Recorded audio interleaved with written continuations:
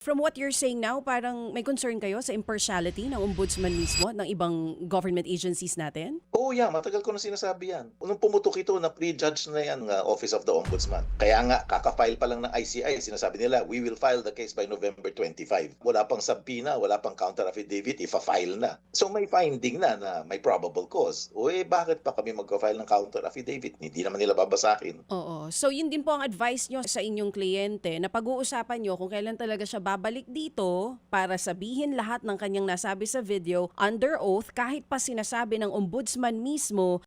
Tutulungan namin siya. We do not want anybody to be gone. Siyempre sa amin, ibibintang yan kung may nangyari. We can make sure that the arrangements are done properly na hindi siya ma-expose sa peril.